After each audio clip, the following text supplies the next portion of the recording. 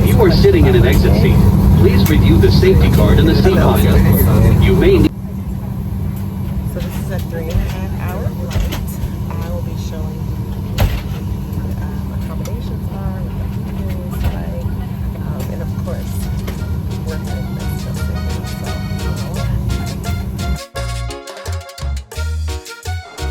So I couldn't think of a better way to kick off my birthday than a complimentary upgrade to first class for my trip to Mexico City. Here was the food, which is pretty delicious and on theme for this trip. We were served a chicken enchilada and I demolished it.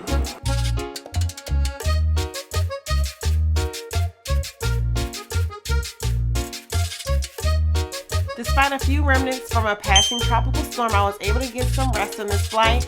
And then 3 hours later, we were landing in beautiful Mexico City, which gave me California vibes, looking at the density of how many lights and people and homes were down below.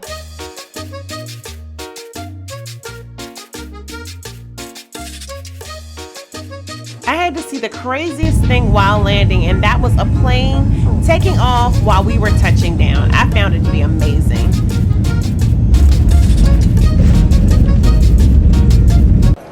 So we bought our transportation from here. And where we're going is about 390 pesos. I haven't checked to see if that's right, but we did go to an authorized taxi dealer.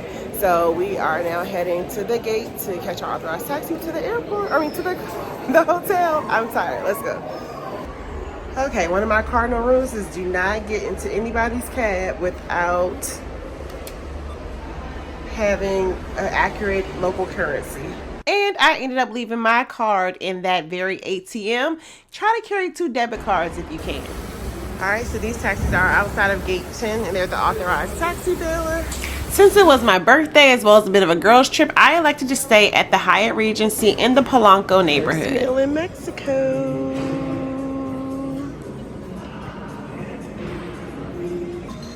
You get your choice of red sauce or the green sauce. I wanted both.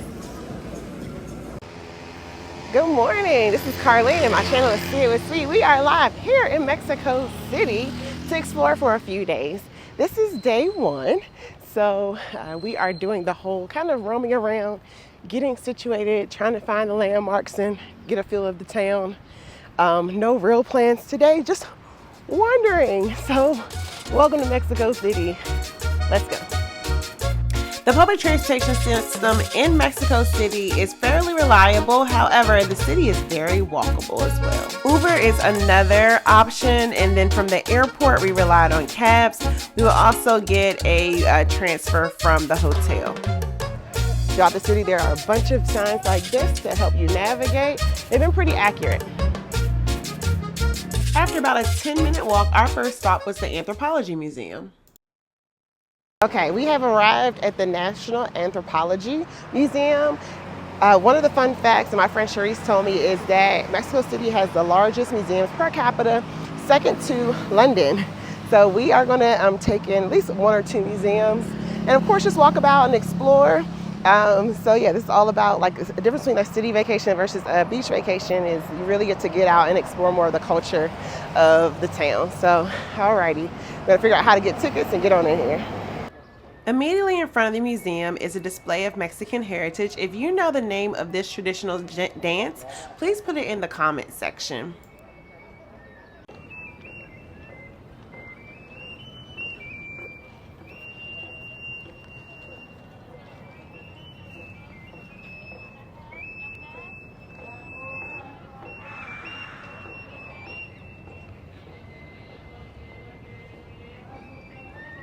After watching the dance, it was time to head inside of the museum. They don't take big bags as well as selfie sticks. Looks like there's storage down there if you have big bags.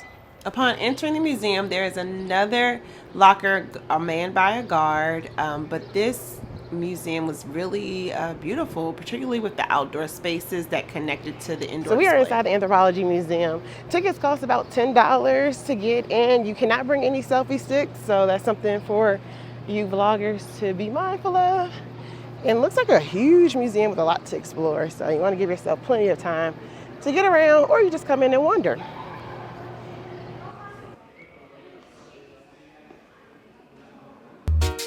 Every door that you wander into covers a different period of Mexican history. There's also different displays throughout the day. Here is a play that I think recreated some Mexican folklore or actually history of how a certain region was conquered.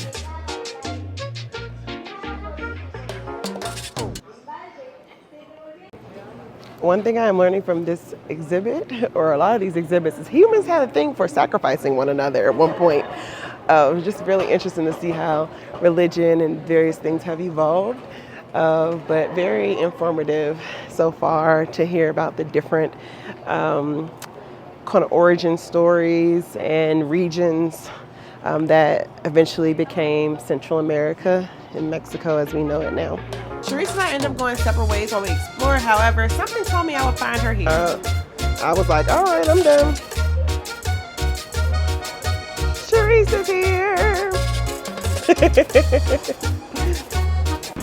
All right, so we are walking out of the Anthropology Museum. What do you think, Sharice?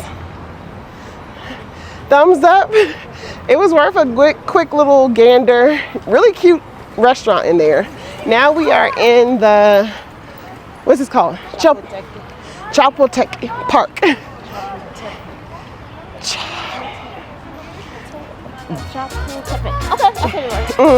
Park. All right, so we're here at La Chapultepec. There's the menu. It's in the Intercontinental Hotel. This is the vibe.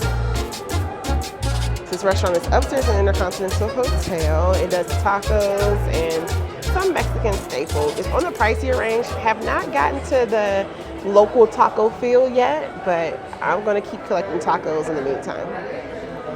So although El Chapulín was on the pricey side, their tacos I have shrimp tacos, the second round of tacos. Sharice has the, what is it called? Pacific shrimp cocktail. Yes. So, bon appetit and a glass of wine. Okay, so we are laying down for our 40-year-old naps. I'm sitting here resting with my feet up on the wall. And Sharice is researching what we're going to do this evening. I've done the daytime activities and let Sharice handle the evening. So we'll see what happens. But in the meantime, 40-year-old naps and elevating my legs. If you can't tell by now, food, and more food was the theme of this trip. We headed to dinner at Agua y Sal. I had the shrimp esquites and Sharice had some sort of ceviche, I believe.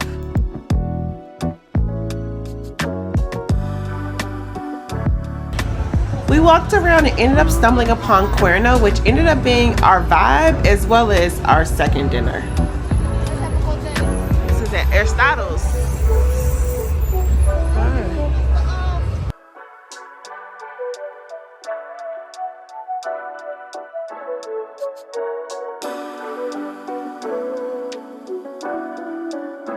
I know, it looks like it was still moving, but it was tasty and I didn't get sick.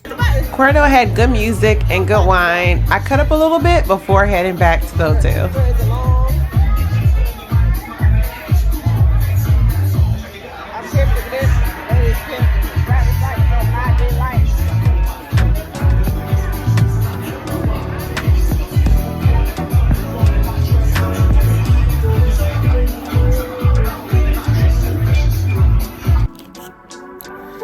Alrighty, so we did dinner and lounges and drinks and wrapping it up for the night. But it was kind of cool to walk around, very safe in the Polanco area, just to kind of roam and find a spot that fits your needs. I highly recommend this area because it's pretty convenient to the other areas. So wrapping up today, which is day 2, and ready for day 3 tomorrow, which will be the canals. Good morning. It is day 3 and we are setting out on an excursion to head to the Frida Kahlo Museum, as well as we are heading to the Xolchimico, I can't even say it correctly, floating canals, floating gardens for a day tour. And this tour is sponsored by Aviator and the tour operator is Amigo Tours. So we are here at the meetup location, which is Miga Cafe, and then it's about a 45-minute ride. It looks like they have a bus So we'll be hopping on that bus for a 45-minute ride. It's a shared tour to see what the canals are like, and of course to check out the Frida Kahlo Museum. Alrighty, let's get into the day.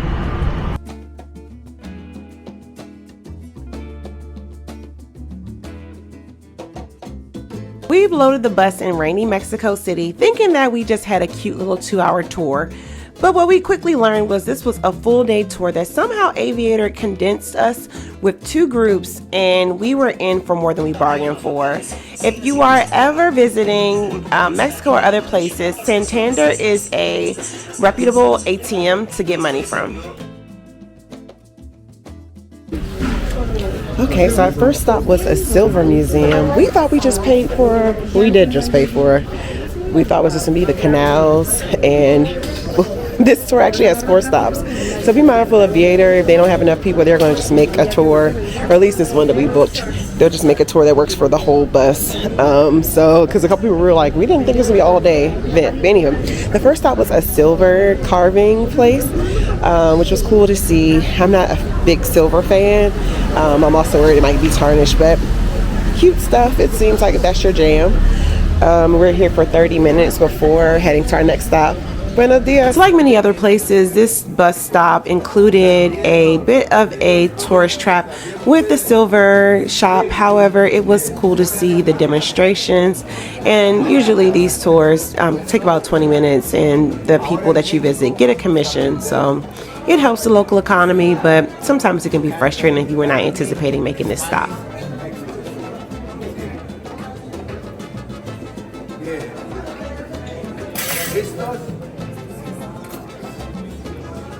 Vamos a comenzar. Hagan video o llévenselo en su mente. The gentleman doing the demonstration was said to be one of the more famous silver carvers in Mexico City.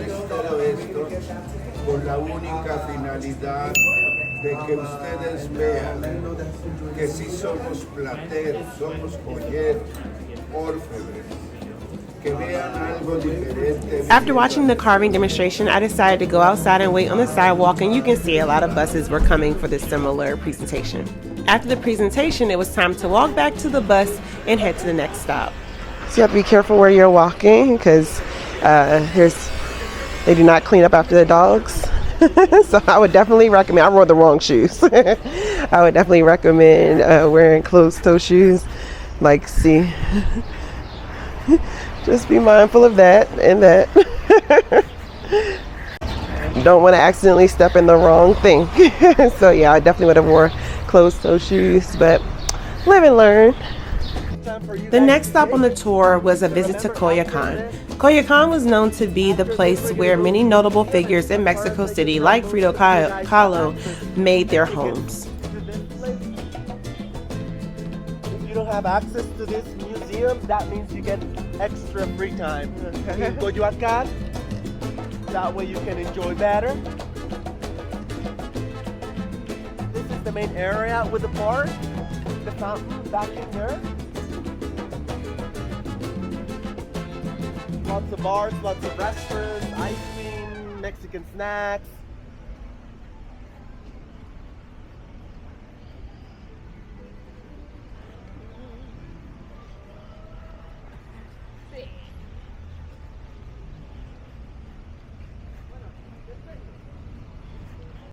Alrighty, so after the silver place, we rode for about 40 minutes in traffic to Coyoacan, which is the neighborhood of Frida Kahlo, I think I'm saying it right, and other well-known Mexicans. It's a very cute, walkable neighborhood. And then we'll be going inside the museum.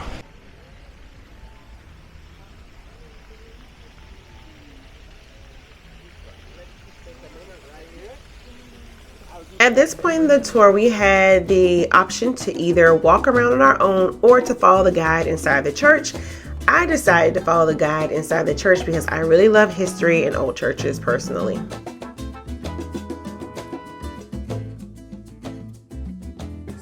Like many other historical churches, this one had passages of the Bible as decorations or paintings on the ceiling, and then, of course, ornate finishes. Those bring back memories.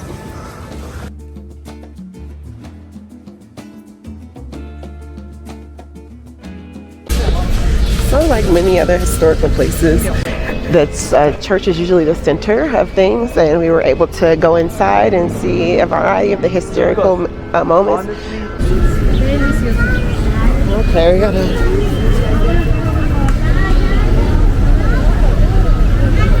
Thank you.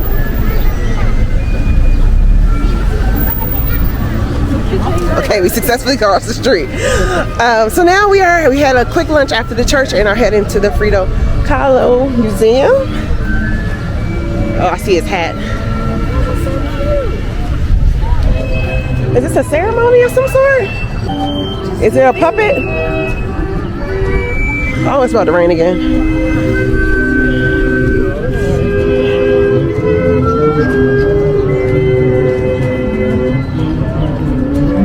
Said, I'll tell you where to go. After a very quick lunch and a walk, we met up with the group to head to the Frida Kahlo Museum. The guide here is explaining to us that it is rainy season, and fun fact, I actually almost canceled this trip because there were threats of a severe drought in Mexico City. However, it looks like by today, the rain definitely made up for it. We are walking to the Frida Kahlo Museum. It's about 4 blocks away from the church. It's a pretty easy walk. The pavement is a little better now.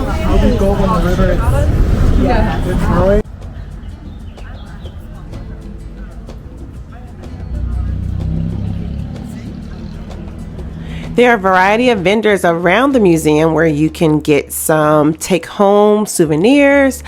After a short wait, it was time to enter the museum. This tour came with a pre-purchase ticket, so we did not have to wait in the queue to buy tickets.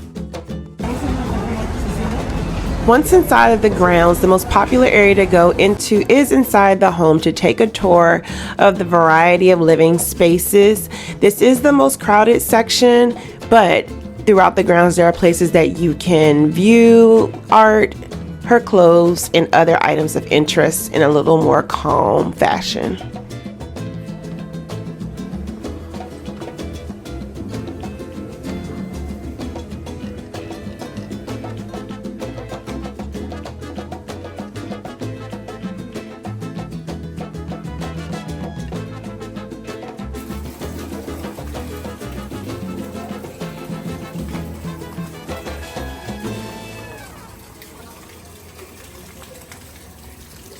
So the Frida Kahlo house looks just like the East St. Laurent gardens in Morocco.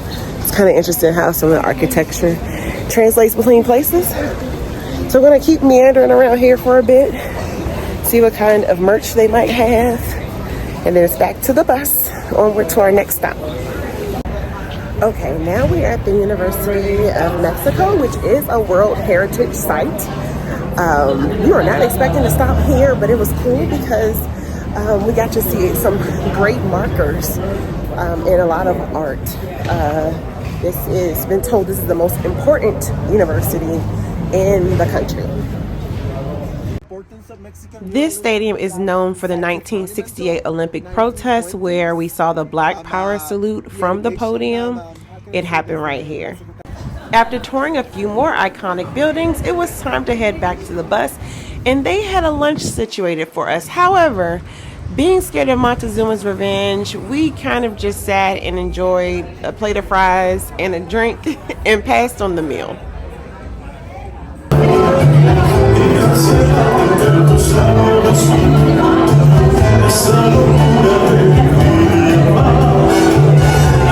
After about 3 hours and 3 different stops, it was time to finally see the attraction that I was looking forward to most. And honestly, I thought this was all we were supposed to see today. However, we finally arrived to Xolchimico canals.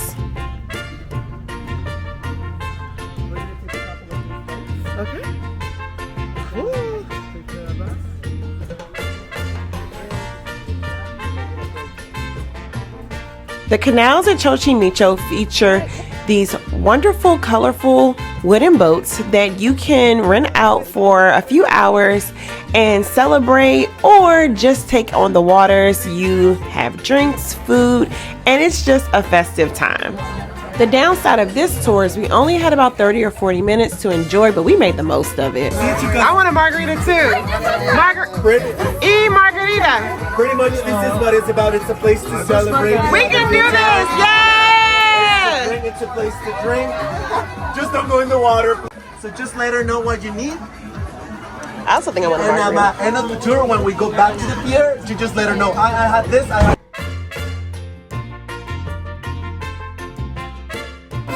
One of my favorite parts of the tour was that you can hire a mariachi band for 250 pesos per song. We paid for about 3 songs and they were a blast, as well as beautiful singers.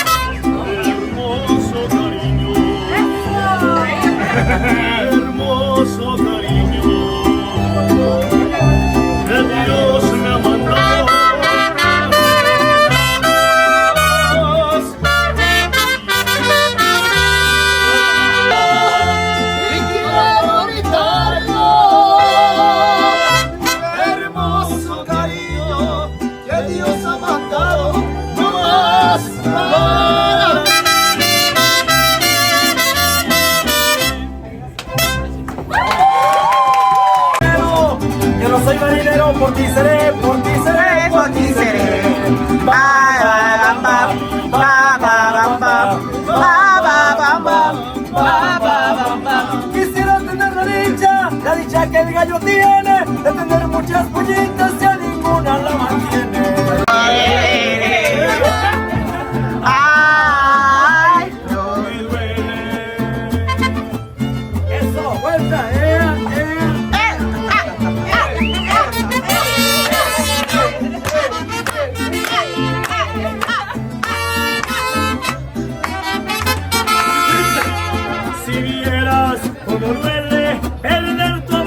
If you have any questions about how to duplicate this itinerary or book travel, email me at cwc@gmail.com. More than happy to help. The Xolchimico region or area is known for its floral commerce, so there are a variety of little stops where you can buy flowers. One of the things I was hell-bent on doing is getting me a floral crown. I'm not sure the actual name. If you know the name of it, put in the chat. So here's me in my crown talking about the vibes, but my mic wasn't working. And of course, it would not be a proper tour in Mexico if you didn't throw back a tequila shot or 3. Oatmeal pumpkin. This looks not good. This is I'm scared. Oh, this does not smell like the last one. The last one was... No, todo bien. ¿Tú quieres más pulque? All right, here we go. What are we cheering to? Un vasito. A great trip with new friends and Mexico City. Salud.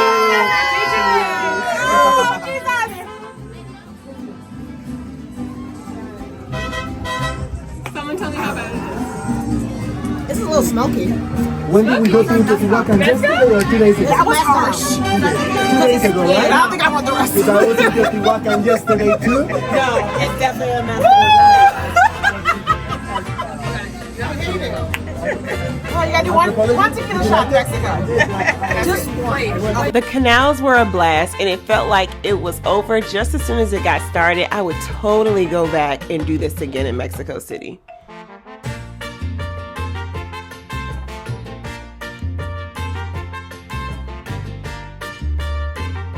Okay, all right, let's review the day. So it was a full day tour. We signed up for half a day. 3-hour tour. What did you turned think? it to Gilligan's Island. What did you think, Charisse? As someone who watched Gilligan's Island from Martin, eventually the fun happened. It was a good time. The last end part was perfection. Yes. Loved it. If I were you all, I would just hire a car and go to Frida Kahlo, pre-book your tickets, and I would come straight here and probably do like maybe a 2-hour tour on Chipotle. Bring a Bluetooth speaker to make it live. If you don't have a Bluetooth speaker, though, you can rent a Bluetooth for a big speaker for $20 an hour. So you can do 2 hours, $40, buy stuff. So I would just do those two things. We weren't expecting this tour. A lot of people weren't expecting this tour to have extra, or make sure the bus didn't leave us. Making sure that we weren't expecting this tour to have all these extra things, but I think they consolidated it. I would be letting Viator know that we weren't expecting this, but it was good to see some things, but I could have just did 2 things. So anything else you want to say, Charisse? No, agree. All right, we're going back to Mexico City, baby. Oh, I'm Charisse, and today we're gonna make my favorite food, street tacos. So yes, as Charisse said, we picked another Viator excursion to do, and this is cooking class. So at least we're not held hostage on the bus today. And by the looks of this place and the smells, it's gonna be a good time. So. It's our activity for today. There are 2 kitchens inside of Cucina Ora, and today we were led upstairs where the Mexican street taco cooking class was. We were offered a tea as well as agua fresa for a start as we waited for our other table mates to join us. I immediately fell in love with the cute decor. They also start you with a small quesadilla while they give you instructions related to what we will be cooking, where we'll be going to buy groceries, as well as what will be our menu items, and a brief history of the items cooked in Mexico. Probably the campechano will be shrimp and fish. Okay? Today your campechano will be beef and longaniza. Longaniza. Our first stop after introductions was to a tortilleria, where we learned or saw corn as well as flour tortillas. And just make the masa for you so you can take it to your spot. Over there in the back, you will notice there is big bulks of dry kernels of corn that they cook every day. Usually one day ahead, as I told you, they need to let it sit and cool it down. And in the back, they have big meals to grind all of that. The shop also serves a variety of fresh salsas, but my favorite part was we got to go behind the scenes and get a little closer to see the equipment and exactly how. Now you can see they already finished the quick. Well guys, masa. That masa will be needed by the machine. The machine, we call it la tortillera. That is the name. And they are los tortilleros. Los tortilleros are the quality control of the machine. They're going to take care of every tortilla comes out perfect. Regular size, over 6 tortillas or flautas. And then here, the tortilla items here. The one that is not perfect, you put it back. So you see another tortilla later. Side, this cook for the third time. And the tortilla come out well done. We are live here in the tortilleria. They're making them right back here. They make them every day. The process is pretty much mechanical now, where it used to be hand pressed. And this is where like a lot of locals come to buy their tortillas on a daily basis, so we can get them in a nice stack.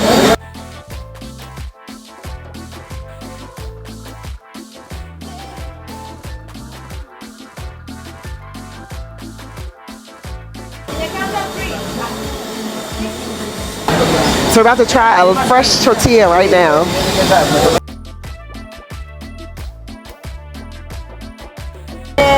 Sopa, Le das otra consistencia a la tortilla porque ya cambió. Like a cracker. She put a little salt on it. Normalmente tres que Our next stop was a local market where we would shop for the ingredients that we needed for the cooking class.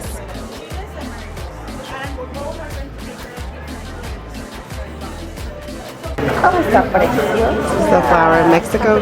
And dahlias have a lot of colors. Okay, this is one of the most popular, but there is also pink, yellow. Oh my gosh, everything's so fragrant. For today, and let me explain you the chicharrón because chicharrón is really important for us. Come stay here, so we can keep that one. We have three types of chicharrón. Today we will use that to sprinkle on top of our taco campechano. Okay? And here, guys, this is how we have it. Longaniza. Sí, pero ya venía para acá. Ayúdame a esperar aquí. Do you know the name of these? Prickle pear in English. This is a prickle pear and Alrighty, so we had a really in-depth tour of the market. It was so cool to like all the fruits and veggies, you can just smell them. Like this, it just pops out. And the florist even gifted us a flower. So we are now heading back. We've learned about the ingredients.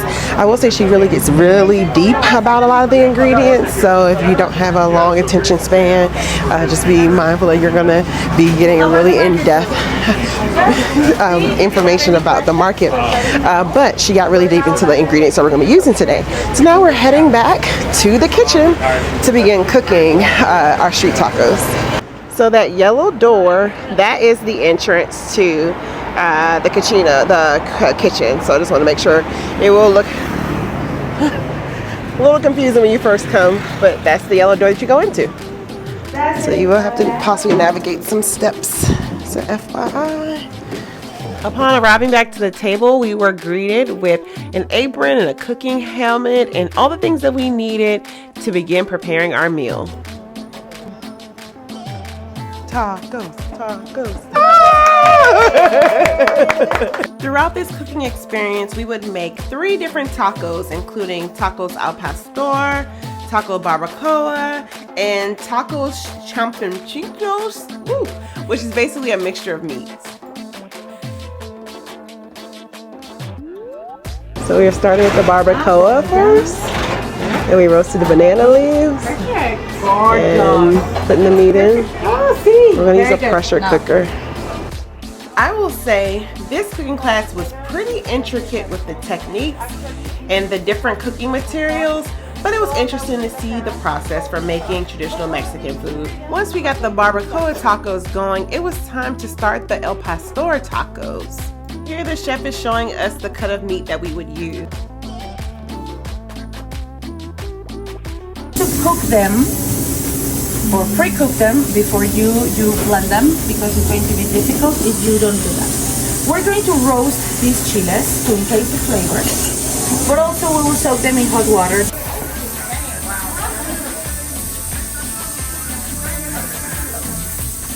It's the face. While we were preparing all the meats for the tacos, we were also preparing a variety of salsas to go with each one. I really appreciate the techniques that the chef showed us about how to preserve materials and make sure that you use every bit of the food and ingredients that we were using. One thing I really enjoyed about this experience was how much they created a family-like atmosphere. We started to have a lot of fun and get to know each other in the group, as well as we just couldn't help some of the home-like decor that was plastered throughout the building. Just made it feel like we were in someone abuela's kitchen. I mean, they're all Mexican. Here we go. 1, 2, 3.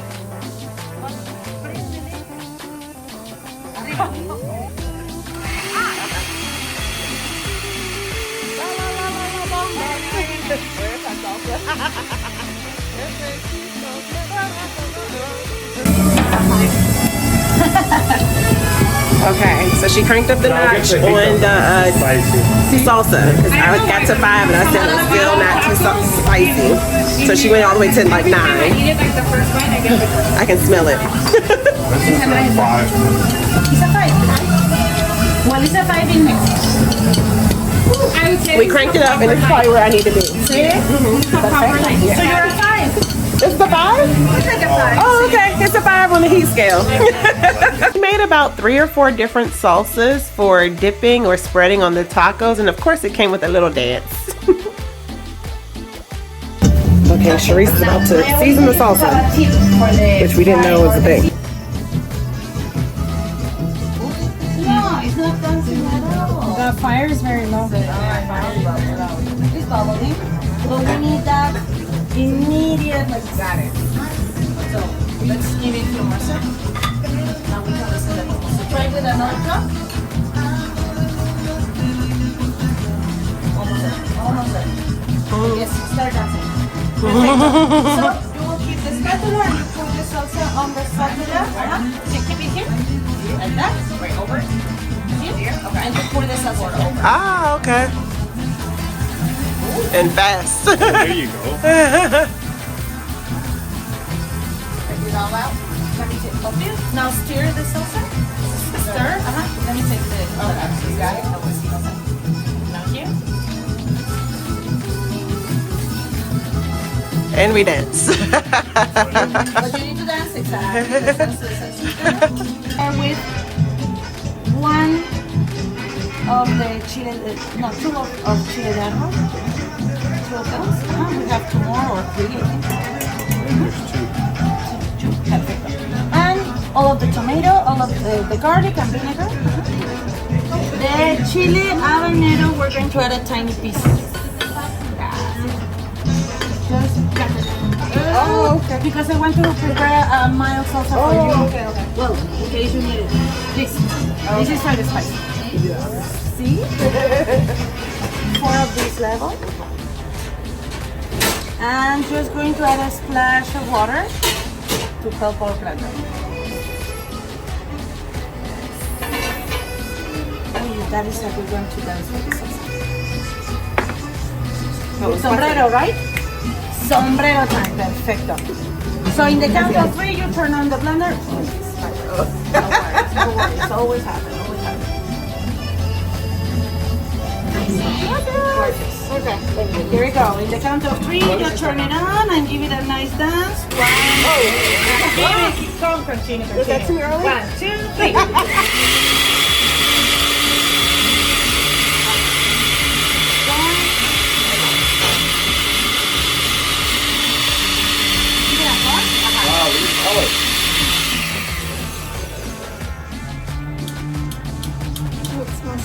Oh, I don't know.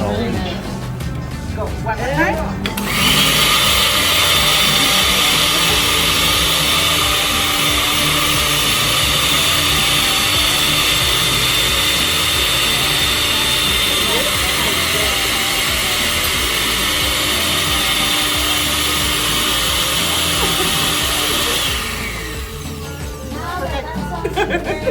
Once all the salsas were done, it was time to hand make our own tortillas. Yes, this class was very hands-on. That means that it's water. But if that is like smooth, don't have any cracks, then we'll take this down and press until the press stops. We don't need to add extra pressure until that stops. And here we have it. Wow. Yeah. We're going to flip it this way to make that even.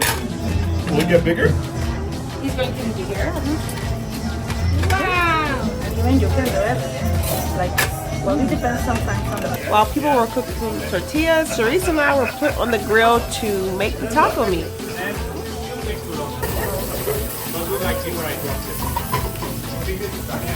Now, place all of that here. And now you can put it. What's going on over there? Sharice and I just got off a taco meat duty. Sharice, The meat won. It kept fighting back. it was hot back there. I tried my best. all the 40-year-old hormones try to kick in real quick. So here's the final product, what we did. Are we ready? Finally, after several hours, we were able to partake in our reward, which was trying the 3 tacos that we had cooked. Let's say, arriba. Arriba. Abajo. Abajo. Al centro. Click. Oh, I gotta click.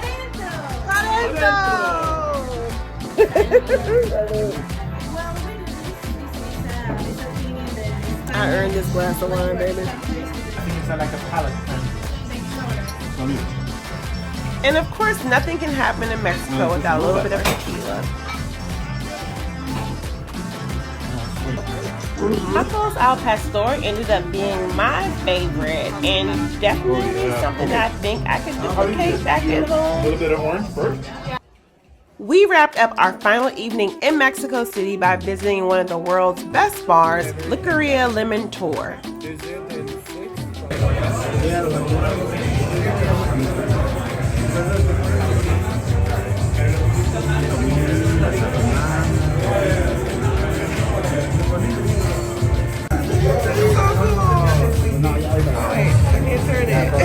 All right, so we are at Lemon Tour Licoria, or Licoria Lemon Tour.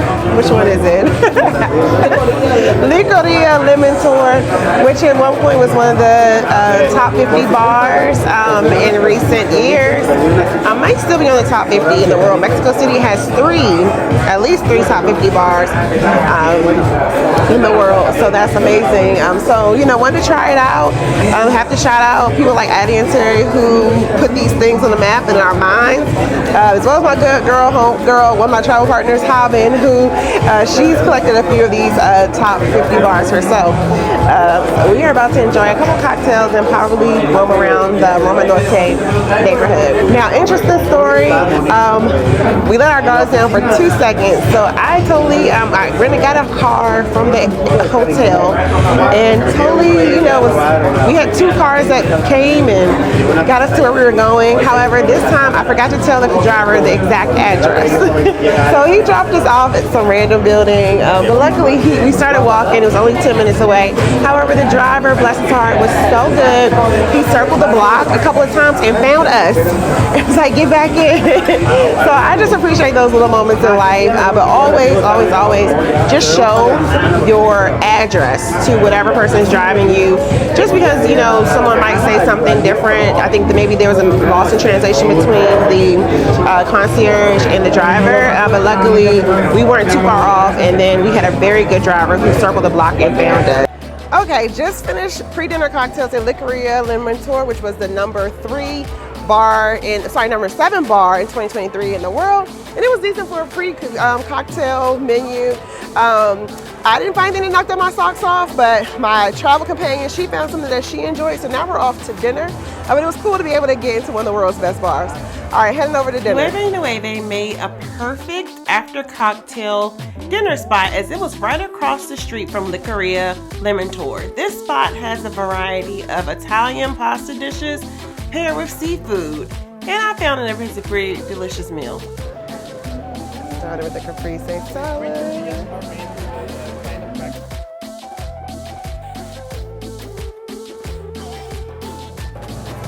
It's Steve with C, and we are wrapping up 4 days in Mexico City. I am thankful that you watched this video this long to see the whole Mexico City experience, from our tour to food. We are wrapping up a wonderful 4 days, and thanks for watching the vlog.